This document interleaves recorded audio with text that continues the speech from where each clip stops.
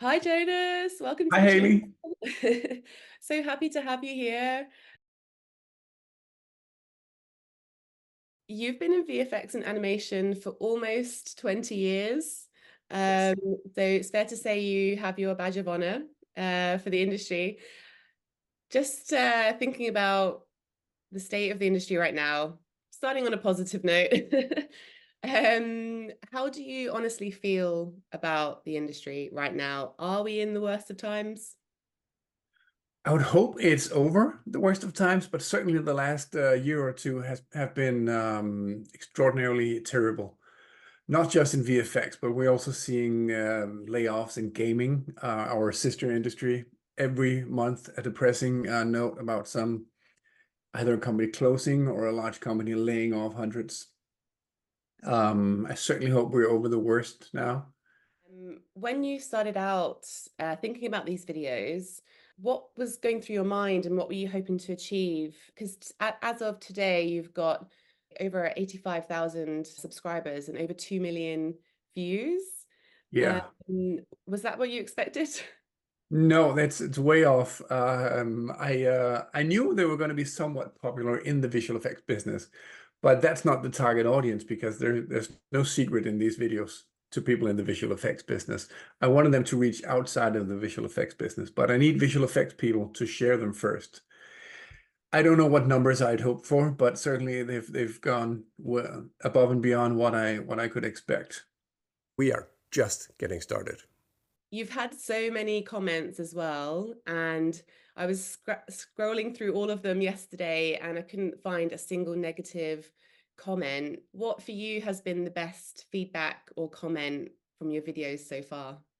Well, some people are really turning around. Some people will come out and say, I really thought I was a practical only type of person, but you taught me something else. And I see some influencers out there saying, reposting the videos, saying, okay, maybe we need to, think twice about how we think everything should be practical and how we can always tell when something is CGI and CGI is wrong. There's this trend among the average movie fans on Twitter and Reddit and YouTube where you think you have to disregard CGI. You think you have to not like CGI. That's like a baseline opinion that you need to have. And I think that's turning around. That's what I'm seeing some places. There are still negative comments, like 1 in 20 or so are people who say, well, I still hate CGI. And there are even people who are saying, okay, so yeah, it's very well made and it's invisible and I didn't know it was there, but it still shouldn't be used. As if it's like plastic in baby food or something. It's like, what do you mean it shouldn't be used? Who makes these rules? Yeah. Um, it's been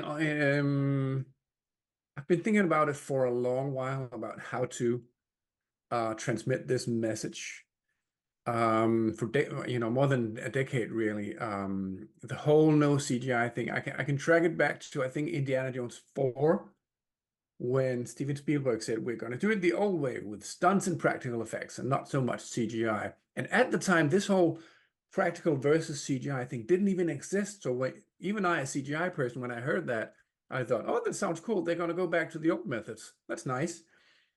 Um, and then the film came out, and obviously it was filled with CGI. And I was like, that's weird. They said they weren't.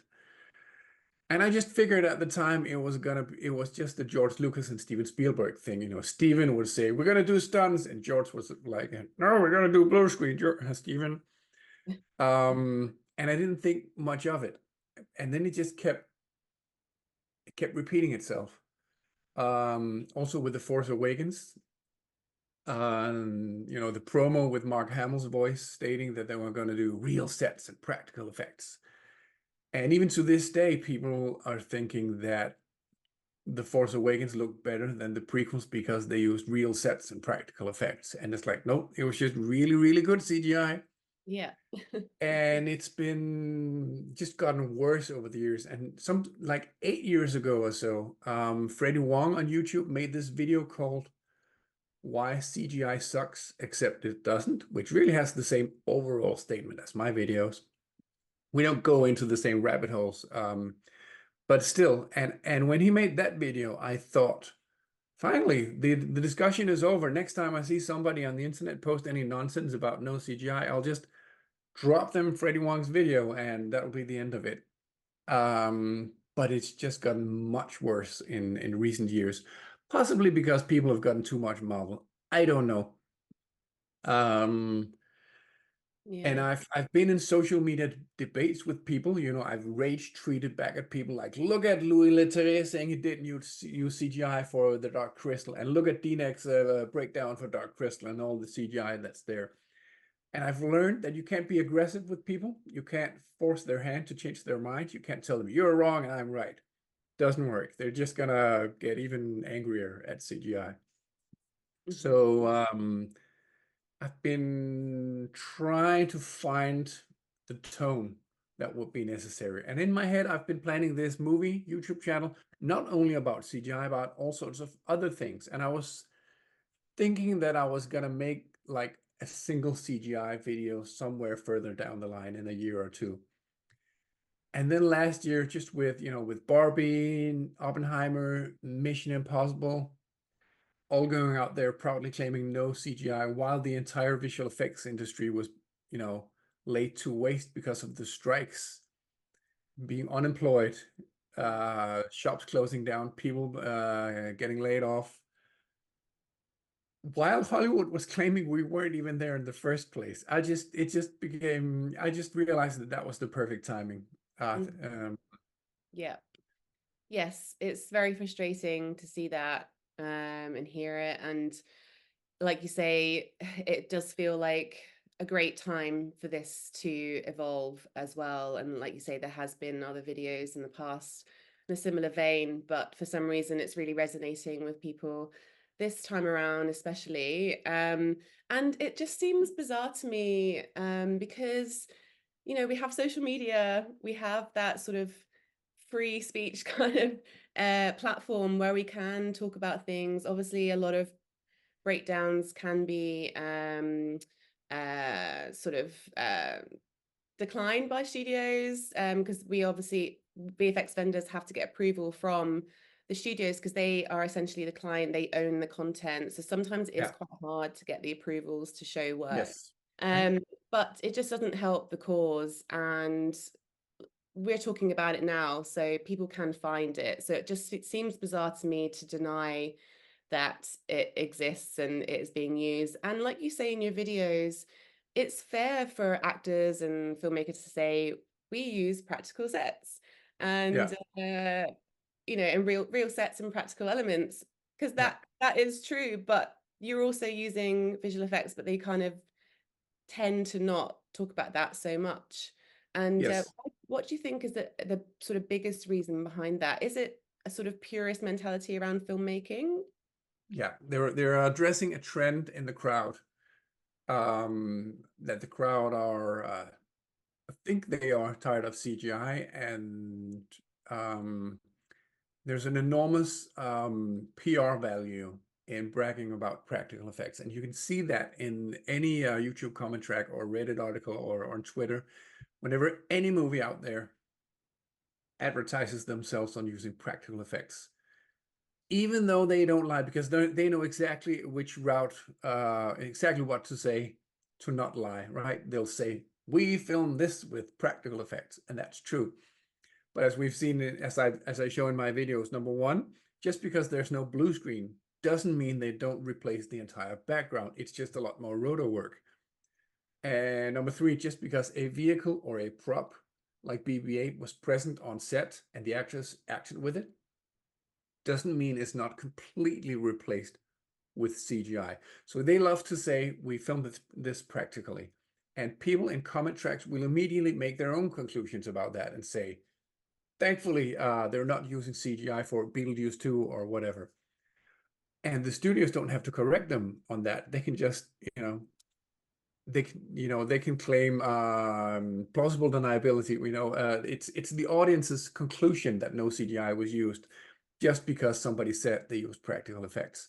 Yeah. And news outlets, even if it's not the studios or the actors or directors lying or misleading, even news outlets know that they'll get a lot of interaction and hits and likes if they write that something is practical. So they'll just on their own just completely make stuff up sometimes about the practical effects.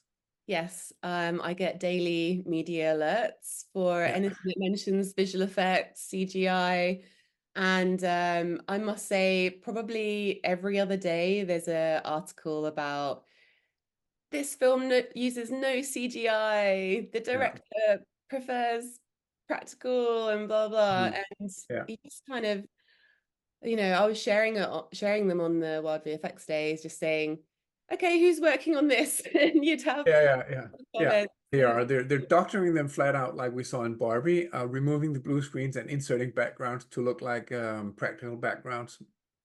But even if they don't do that, the behind the scenes only cover the practical filming now. They don't cover the visual effects at all. So just a few days ago, there was this, I'm sure that popped up in your media alerts, an advertisement. I forgot what it's an advertisement for. It's like a half a year old, I think. It has some flying people flying over a field, and they fly into a forest, and they fly out over the ocean. And extensive cable work was used. Great cable work to get some great shots of them really running and then lifting up into the air and flying. There's a Burberry ad Yes, that does that. that's it. People flying That's the around. one. That's the Yeah. one. And there was this guy on Twitter the other day. He didn't even work on it. He just posted it and said, I can't believe this is all practical with no green screens or no CGI. And when people countered him on that and say there actually was green screen and CGI, he'll say, no, look at this. And he reposts the behind the scenes footage, which genuinely and truthfully shows the shots that were made with cable work. And Yeah. that's true. Yeah. But that doesn't mean there wasn't CGI and visual effects and green screens, which there was. There was I don't remember the company that worked on it, but they used like, speed tree for a complete CG forest, photogrammetry, Houdini, projection, matte paintings. It's like Yeah. complete CG environments. I mean, they fly out over the ocean in the end of the spot. Yeah. It's Um, amazing. I think it was the Mill, but I will, yeah, I if think you're that's right. wrong, I'll add it in the comments. Yeah, it's an amazing advert. But yeah, I know it's crazy, isn't it? It's kind of like you see Yeah, one thing that shows that the director used a practical element, but it doesn't mean that it wasn't no, adapted or replaced no. in visual And a effects. lot of times, what they do very cleverly, just like Paul Franklin said in my interview about Inception that Christopher Nolan does, he'll always start on the real thing and then slowly transition into more and more CG in a scene. So the first effects in the scene from Inception with the cafe scene with the streets and the buildings exploding, the first shots of stuff exploding is all practical because then you buy it and then you can insert more and more CG.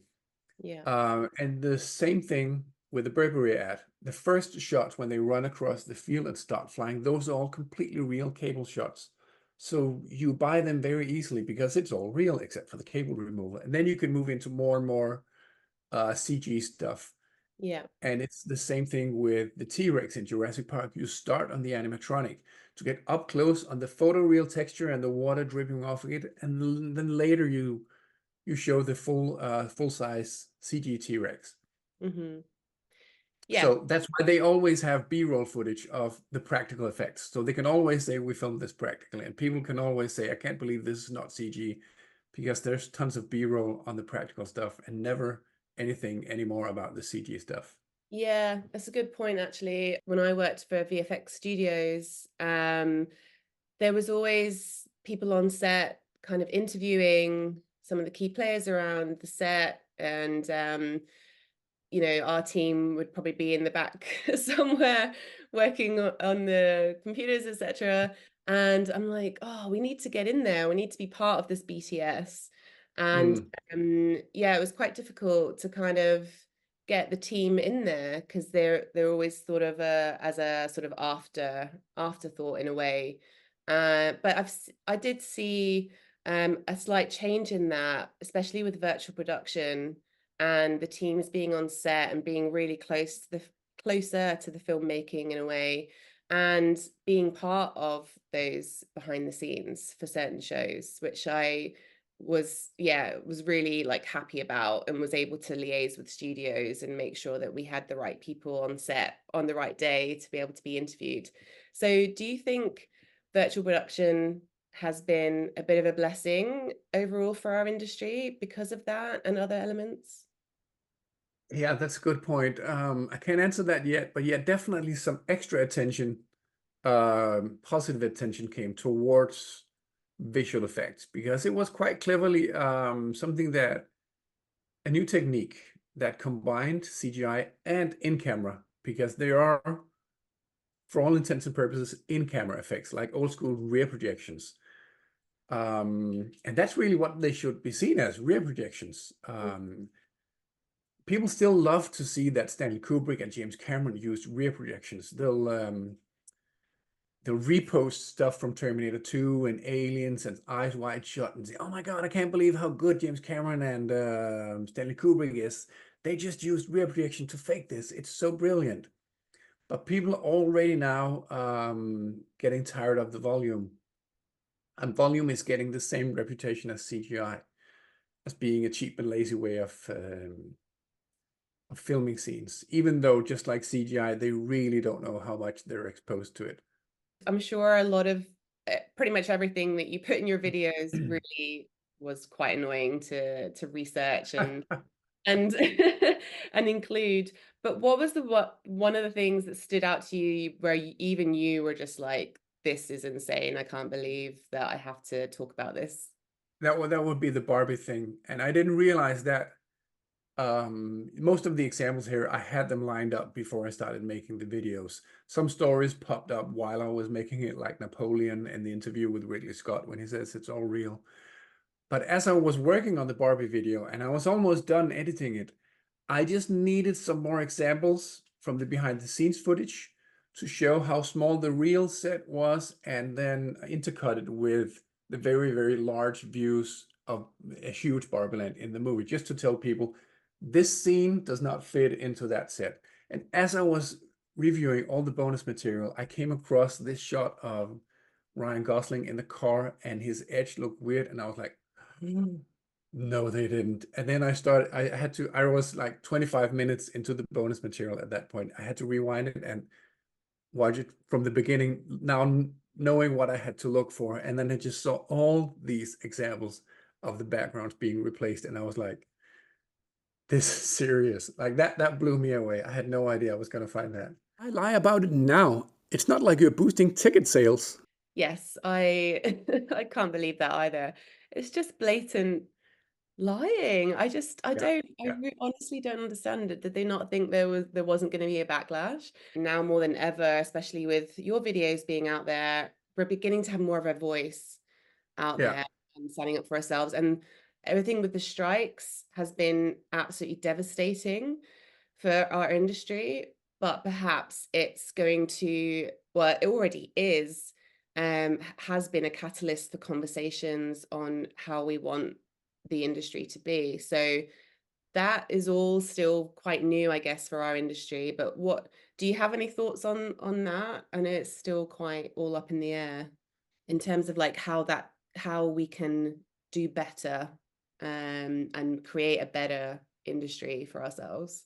Yeah, unionization is always at the top of these discussions. And because the strikes last year happened because actors and writers are privileged to strike when they're not treated fairly, when they're not giving proper credit, and when their job is on the line because of AI. And then they can get a piece of paper that says your job will not be taken by AI. And when they use their privilege to strike, we all go unemployed. I mean, the visual effects industry worldwide. But we Mhm. don't have the privilege to do a similar thing. We can't strike because we're being treated unfairly, we're not being credited properly, and our jobs are threatened by AI. So we don't have that privilege. And it would need to be everybody on the planet. I mean, writers and directors and actors can strike in the US and get something out of that. Even if all visual effects artists in the US went on a strike, they could go to Scanline, MPC, Framestore, lots of shops in Europe and Asia. Um, so I don't see unionization working unless we all join it, and I also don't see that happening. I Yeah. would wish instead that the large studios would push back. I mean, the visual effects studios would push back against the film studios and say, we will not have you flat out lying about our work, Mm. and we need to be able to show more work. I don't believe 100% release of visual effects breakdowns will ever be a thing, because besides the CGI that we're talking about, you and I, Haley, is all the beauty work that happens on actor complete. And we're not talking about de-aging flashback stuff, just shining up Robert Downey Jr. on that day he wasn't feeling top of his game, which you can assume happens on every high-paid actor in every shot in every Hollywood film. It has been for 20 years. And I bet you it's in Robert Downey Jr.'s contracts that no visual effects breakdown of his beauty work will ever be released. So visual effects studios will have no leverage against that. And I can't speak on behalf of the people who do that beauty work, but I would be fine personally if that kind of stuff was kept secret. It's like, fine. So we touched up Robert Downey Jr. So he's not as beautiful as he is in the films. Fine. But show all the jets from Top Gun Maverick, show show all the, actually I think all the Napoleon stuff is out there. They just flat out released that. But let's see all the visual effects breakdown from Barbie. Not the Yeah. beauty work if they did any of that, but all the set extensions, all the replacements. Yeah. I think the big studios, ILM, Weta, Framestore, NPC, DNEC, particularly DNEC, they have a lot of these cases, should push back Mm. against the film studios and say, we want to release more of these, like maybe a percentage, at least 50% is open, something like that. And you can't lie about it. You can't, Neil Blomkamp cannot say in an interview about Gran Turismo that everything is real and they didn't do digital cars. That should be illegal. Mm. Yeah. So that's what I would want to happen. I believe in that more than I believe in unions. Yeah. It's not that I mind unions, I just don't really see it practically happening worldwide at the same time. Yeah. There's so many complications Yeah. in different countries, etc. Yeah. I definitely want to learn more about that side of things, but it's at least slightly positive that they are making traction in the US in some areas. But I'm kind of, whilst you were saying that, I was envisaging the Battle of Helm's Deep, Lord of the Rings, all of the the big studios coming together And to the elves come in, it's like, yeah. yeah, come in. I just had to get that in there. But going back to your videos, if you could plonk someone down into a chair and put your videos under their nose, is Hmm. there a particular person, director or otherwise, or a studio that you would love to watch all of your videos? Oh, damn. No, not particularly. All of them. There are some names, obvious names from the videos I could drop in there. I'm not going to. Just anyone from the videos, basically, that you, Yeah, yeah, yeah. If yeah. there's one, I'm gonna turn your question into something else that I'd rather answer. If there is any one part of the video that I right now want more people to watch, it would be the section about matte paintings from my third video, because what they're doing with erasing the blue screens from the behind the scenes footage of Barbie is creating a narrative where they're not doing these modern movies with visual effects, but they're returning to old school filmmaking where everything is built and filmed for real. And I really want more people to learn about how that has never happened in film history. Um, People think it's illegal to use CGI to fake something that could be filmed for real. And it's like Hollywood, all filmmaking have, first of all filmmaking is about being as lazy as possible. That is a virtue in filmmaking. It's not a sin. You have a producer, They have a budget, and they have a schedule. They have a deadline. They need to film this film within these days, within this budget. And Napoleon's battles have been filmed before with no visual effects, just tens of thousands of extras. And it took, I don't know, a year or so to make that film. And Ridley Scott did his film in 2 months or something, crazy. Like he filmed single battles in single days. And that's only possible with visual effects. And if you can't tell the difference, if you have 200 guys in the foreground that are real, and if the other 10,000 guys are CG, and they look like the real thing, you'd be an idiot to film it with 10,000 extras instead of adding them in CG. So that's good filmmaking. Yeah. And I really want people to look at the matte painting chapter in part 3 of my videos and see that Hollywood have always been faking as much as they possibly could for the purpose of cost saving. It's not just fantasy stuff like Willow and Star Wars and Never-Ending Story. Hitchcock has a history of faking just completely normal rooms, like a staircase railing, just because building that in wood would be more expensive than adding it in post. Yeah. And people say, no, but that was matte painting. That was practical. That was Hitchcock. He's a master. The CGI stuff is lazy. And it's like, no, the lazy stuff is actually, it's exactly the same in these examples. Yeah. Hitchcock strived to be as lazy as possible. Yeah. I mean, even going back to Metropolis 1920, using visual effects, it's been around since the dawn of time, the dawn of Yes. film time. Yeah. And not just science fiction and fantasy, but completely mundane locations. Yeah, exactly. Yeah, it amazes me still. I mean, I don't do any of the work. I just see the breakdowns, and I'm always amazed at just how invisible that some of those invisible effects are. It's just incredible work. So you mentioned earlier about the wonderful world of media. What would be your message to media who talk about how great CGI or VFX is one week in one article, and then the next week, sometimes the same journalist is writing an article about CGI being bad or just not doing the research? Well, I would, I could ask them to not engage, post clickbait. I could ask them to not try to deliberately post clickbait, because that's what they're doing. They know if they write some article about how some film was a return to old school filmmaking, they'll get engagements from everybody on the internet saying, wow, I can't believe this is old school practical filmmaking, real cinema. So I would ask them to stop doing that, but they're not going to do that because they're in the business of getting clicks. If they want to write accurate stuff or make YouTube videos that are accurate, research more, reach out to a visual effects professional.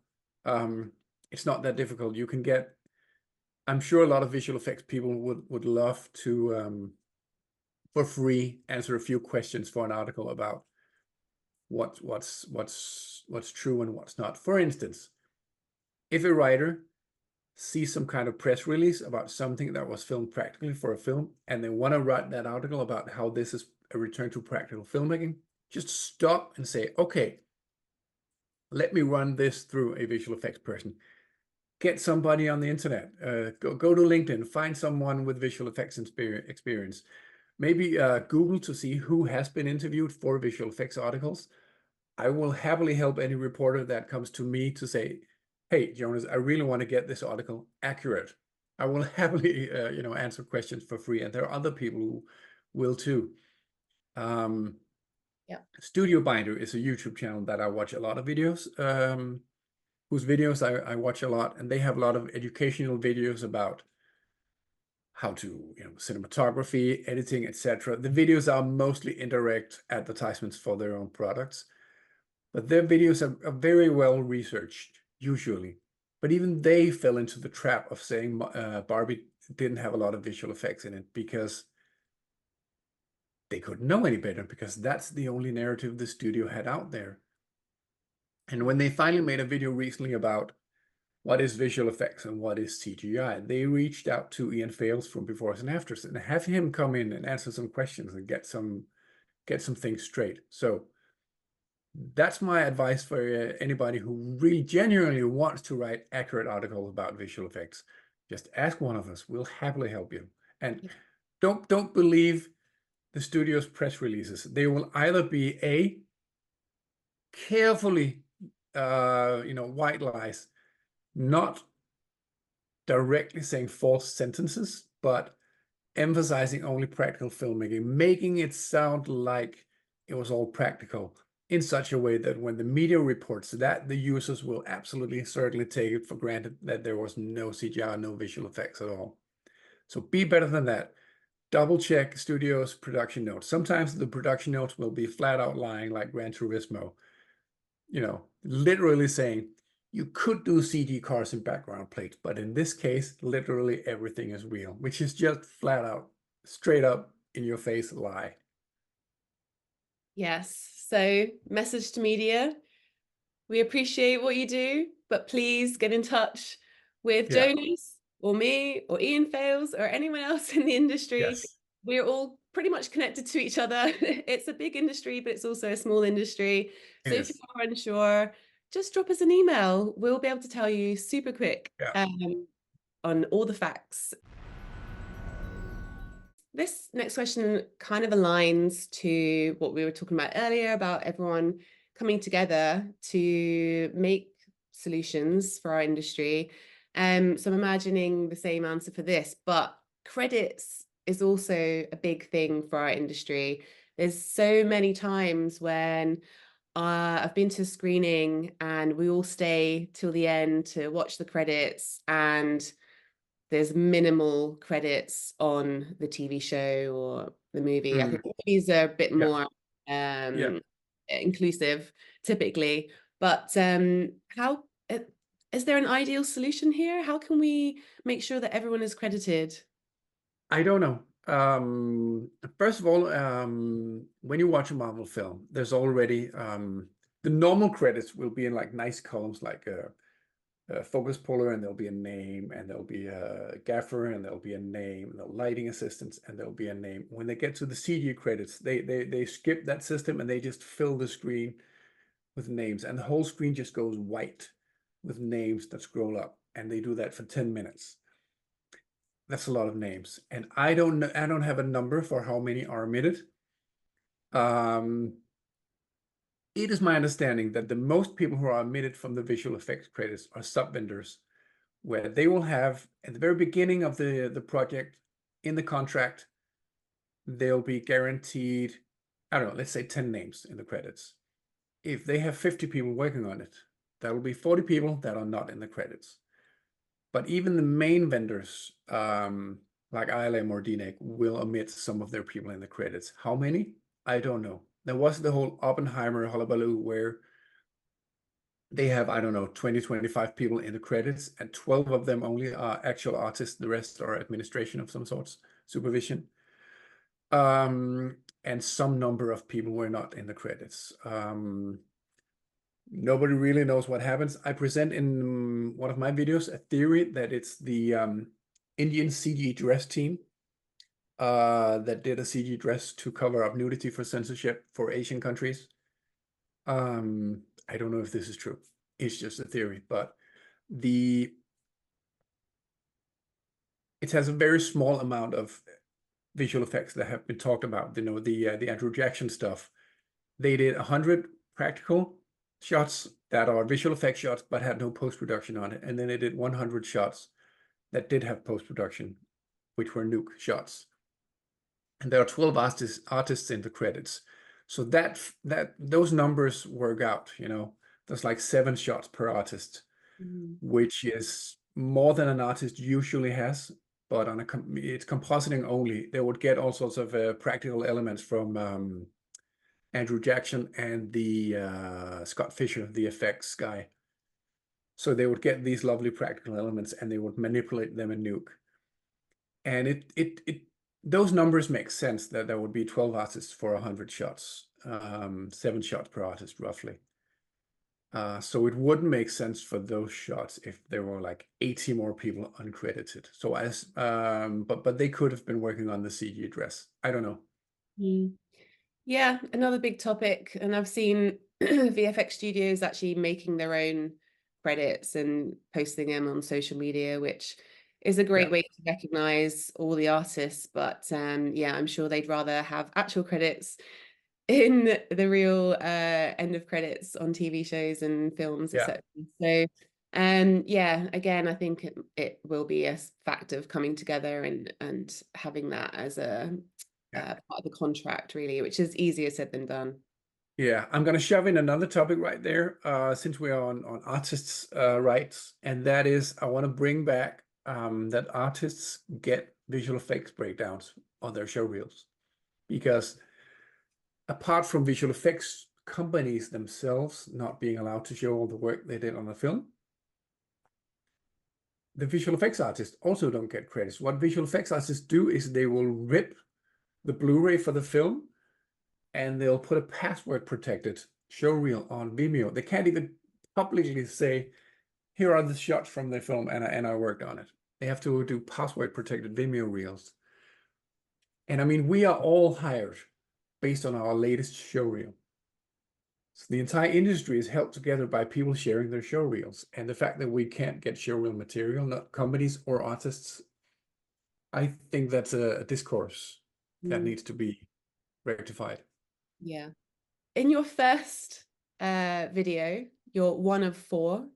You already say there that there will be four videos. um, so you had a clear idea of how many videos you would put out there and the content that you would use from the beginning. But obviously, this is probably going to continue. There's going to be more things to talk about. So, Yeah. what next? Are you going to do more videos? I didn't know when I started out that there was going to be 4 videos. I thought it was just going to be one 10-minute video that will cover the whole thing. And then I started writing and I did a tip speak, and that was 1 hour. And I was like, I can never get people to watch a 1 hour video on this. So I just wanted to get the first video out there as soon as possible. And I had an idea for the remaining episodes, but I didn't know exactly how many movies I was going to cover or how much time it would take to talk about. So I just made up the number 4. I said 4 videos. So I struggled a lot to contain all my material in those next 3 videos. And I actually have enough material for, like, I was going to cover Mission Impossible Dead Reckoning and the bike stunt. I was going to put that in video 1, but I didn't have time to finish it, so I pushed it to video 2, and I didn't have time to finish it, and now it's not in any of the videos. So I actually have like a whole segment that could be a part 5. I want to continue the channel doing all sorts of movie related nerd stuff. As I said, I didn't even want the CGI stuff to be the first video. I wanted other videos to come out first about stuff completely not related to visual effects, just all sorts of movie related loveliness. And it was just because of the catastrophic situation in the visual effects industry last year that I figured I'm gonna have to do the CG video now. Yeah. Yeah, and we're glad you did.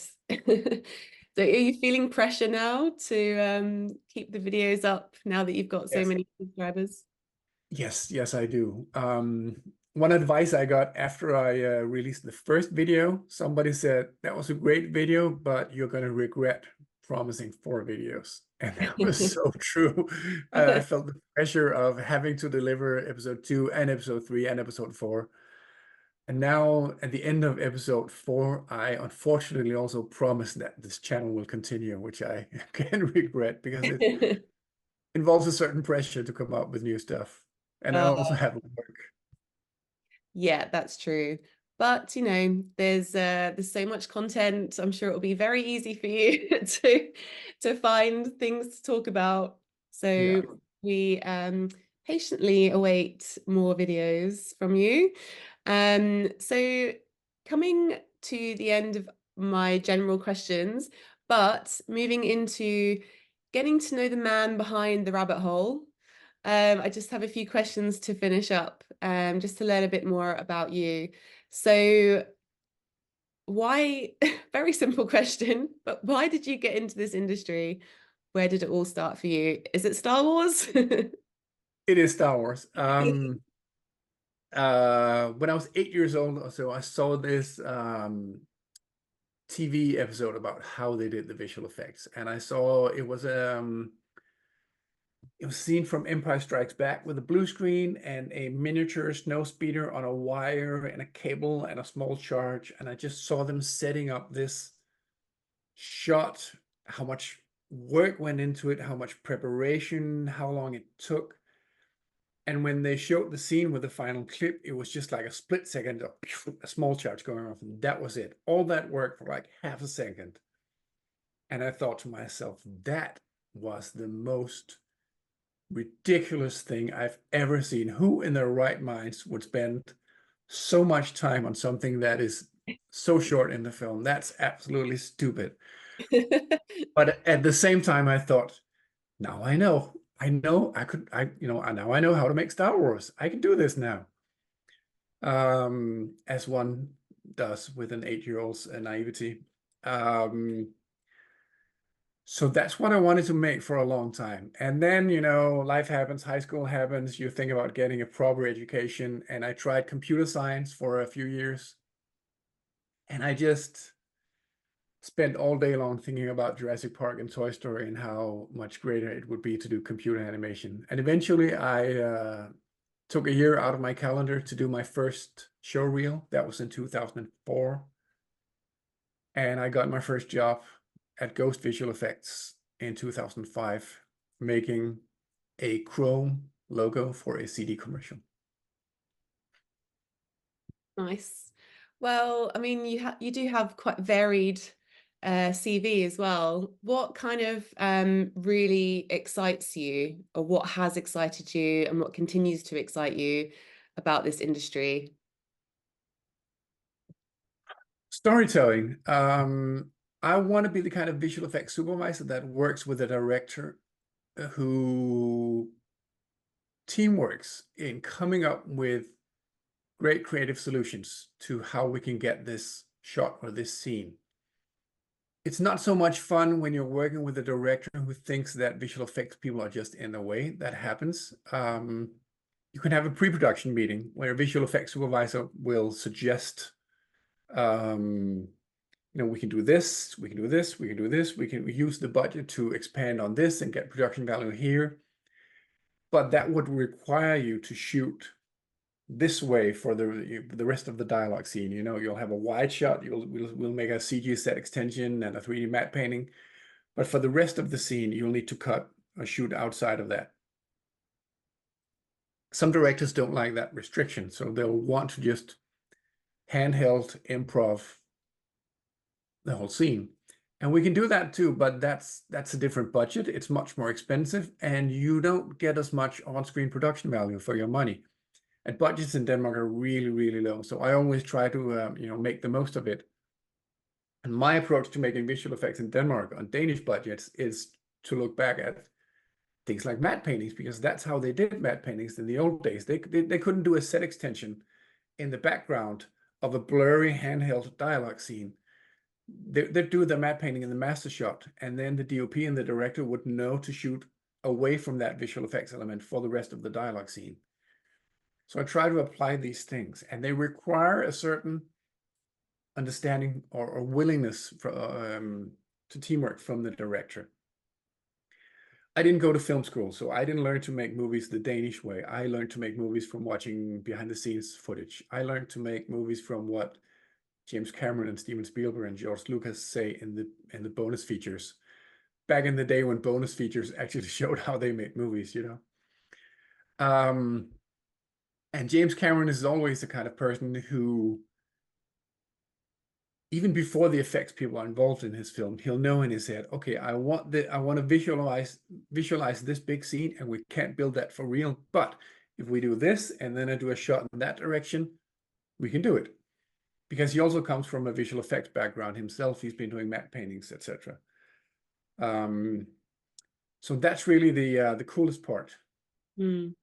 Yeah, sounds cool. Um, so just bringing it back to real life briefly and thinking about all these awesome students and recent graduates that are coming into the industry, be it traditional visual effects, gaming, commercial work, immersive, whatever speciality they're going into, virtual production, etc. Maybe feeling a little bit apprehensive given everything that's going on. Do you have any positive vibes or words of wisdom to throw out there for them? Oh, this is not the greatest time to give positive vibes to students. I usually encourage people to, follow their dreams and go into this industry, brave and optimistic, because that's what I did. The last 2 years, I've been wondering, the last year particularly, I've been wondering if we can do that anymore, if we can actually encourage young people to take this path. I'm not sure we can. If it's going to be continue to be as unstable as it has the last year, and even before that, we would, even before the strikes last year, we wanted this business to be more stable, less nomadic lifestyle required, more stable income, more overtime payment, etc. And the last year was just terrible. So the last year I couldn't encourage young people to take this career path at all. I'm I'm hoping we're looking at a positive change, so I can go back to recommending people to go into visual effects. Yeah. Yeah, it is tough. And it's the same, in all these talks and things that I'm doing. It's people want to know what's going to happen. And Yeah. it's hard to know. But I hope that we can come back by World VFX Day, 8th of December, with a more positive outlook. So watch the space. But Hang in there, people. We're almost at the end. my last question for you is kind of tongue in cheek in a way, but is there a movie you've seen that you thought was absolutely awesome and then was amazed didn't have any CGI? That's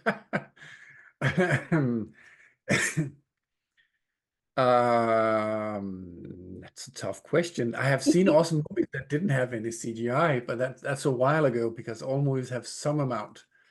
I will say that even though you can't with 100% certainty say that Oppenheimer didn't have CGI because they totally had not only digital visual effects, but digital visual effects to the degree where sh shots really were made in the computer. Like they have a circle of flames in space. That was not an element they filmed practically. It may be made up of little fire elements and lots of great practical stuff, but that shot was created by a human being working with digital visual effects tools. So it's really borderlining CGI or not. But I will say it did surprise me when it came out. When the visual effects industry heard Christopher Nolan's no CGI claims, we all thought it was the same horse shit as Top Gun Maverick. And that when the film come out, there would be tons of completely CGI stuff and there would be 800 people in the credits. So it really surprised me, and I think a lot of other people, that it was almost genuinely true. Like, I did not expect that film to go that far to avoid CGI. I don't think anything particularly was won by it. I mean, surely there could have been some CG set extensions that would have made some things easier, and maybe that nuclear explosion could have benefited from it. I don't know.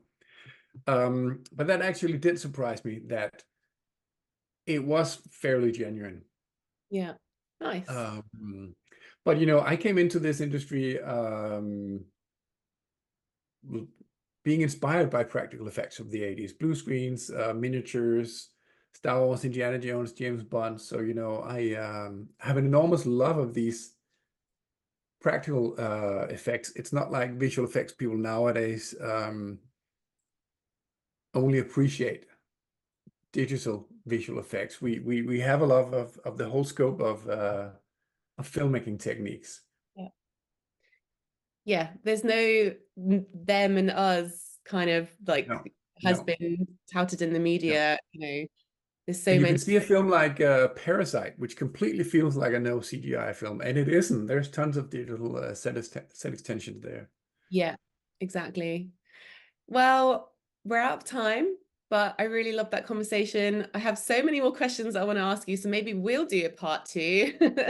uh, but I really appreciate your time. I know that you're currently working at the moment, so to step away to talk to me, I'm really appreciative. And I hope that our viewers have enjoyed this talk as well. So thank you, Jonas. Thank you for talking to me, Hayley.